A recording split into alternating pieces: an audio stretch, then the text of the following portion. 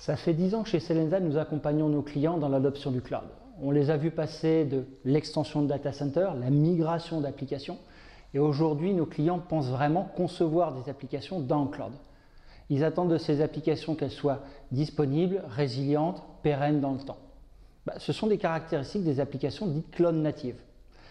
Derrière, pour concevoir ce type d'application, ça implique de revoir la manière dont on les conçoit. On ne pense plus monolithe applicatif, on commence à penser microservices. Ce qui implique aussi de revoir aussi les technologies qu'on va utiliser derrière. Premier sujet qui nous a fait évoluer sur ce sujet, c'est la partie conteneurisation avec Docker. C'est le format qui s'est imposé aujourd'hui pour packager ces applications et les mettre à disposition. Deuxième sujet qui a très vite évolué lui aussi, c'est comment orchestrer ces multiples conteneurs. La solution s'est imposée d'elle-même, c'est Kubernetes. Kubernetes s'est imposé chez tout le monde, chez tous les cloud providers, Microsoft y compris. Stanislas, est-ce que tu peux en dire un mot? Oui, alors si on reprend déjà le format de packaging Docker, en fait on fait chez Microsoft du Docker depuis après 2015-2016, date à laquelle Docker est monté en puissance. Et donc à l'époque c'était relativement simple, on avait une extension machine virtuelle Linux qui installait en gros les composants Docker pour pouvoir instancier des containers dessus. Depuis on a pas mal augmenté le portfolio de services, on a des services très simples pour gérer les containers comme Azure Container Instance, un Docker as a Service, on vient avec son image Docker et on a fait démarrer, sans se poser la question de ce qu'il y a dessous. Et puis on a également des services beaucoup plus évolués, beaucoup plus packagés, qui eux vont tenir compte effectivement de l'élasticité, de la montée en charge et puis de l'évolution des versions. Donc je pense notamment à Azure Container Apps, qui permet de faire tout ça sans, à la limite, voir même un Kubernetes. Le Kubernetes est assez masqué, il est vraiment très managé pour le coup.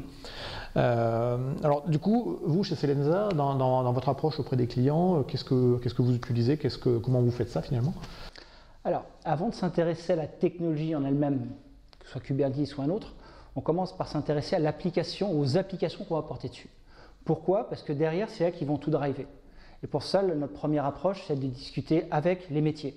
Parce qu'on doit comprendre, un, l'application, deux, les exigences qu'on va leur faire porter. En termes d'engagement, on va parler de SLA, mais aussi d'objectifs, de disponibilité, on va parler de RTO, RPO. Et tout ça va driver pour nous la construction de l'application. Et à partir de ces éléments, on va être capable de commencer à élaborer la future plateforme Kubernetes sur laquelle on va faire reposer ces applications. Derrière, ça implique de revoir aussi la manière dont on va les délivrer. L'objectif pour nous, c'est de s'assurer qu'on délivre une plateforme et qu'on soit aussi capable de les maintenir en conditions opérationnelles. Pour ça, on va favoriser au maximum l'usage des services managés, avec, comme je disais, pour objectif, simplifier l'existence. Notre objectif final, c'est de faire en sorte que pour nos consommateurs, la gestion de cette plateforme ou même son évolution deviennent des non-événements. Ce qui implique pour nous d'adopter une culture et des pratiques DevOps. Alors effectivement, quand on dit DevOps, c'est qu'on va passer dans un cycle de release qui sera beaucoup plus régulier. On va faire des petites évolutions versus des grandes révolutions et on passe... Dans ce mode-là, on est vraiment à l'opposition du cycle en V traditionnel où un gros projet est lancé et puis beaucoup de mois plus tard, on a une nouvelle application, un gros monolithe qui arrive et c'est la révolution, d'où la fameuse opposition. Alors, on sait que la partie DevOps, il y a effectivement de l'outillage, il y a de la culture et puis il y a de la manière de travailler qui est effectivement pas la même que historiquement telle qu'on le connaît avec ces fameuses applications monolithiques en cycle en V. Du coup, dans vos accompagnements clients chez Selensa, comment vous traitez cette partie-là et donc ce changement finalement de paradigme? Alors, chez Selensa, nous sommes historiquement une boîte de développeurs, donc on va s'intéresser à l'application, mais un projet d'application cloud native est un projet multidimensionnel. Donc on va parler certes d'application, mais cette application sera hébergée sur une infrastructure qui va intégrer différents domaines d'expertise, réseau, sécurité, industrialisation, DevOps donc, mais landing zone aussi. Derrière, ce sont tous des domaines qu'on va devoir assembler. Et on va faire évoluer petit à petit, construire cette plateforme, la faire évoluer, de telle manière à avoir une plateforme qui soit la plus transparente possible à gérer pour notre consommateur final.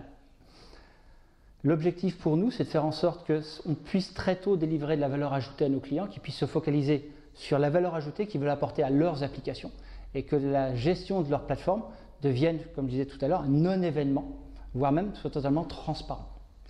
Pour ça, ça implique aussi de revoir la manière dont on pense le projet depuis le début. C'est ce que j'aime à dire, design for run. Derrière, Kubernetes est un excellent choix pour nous pour porter nos applications cloud natives.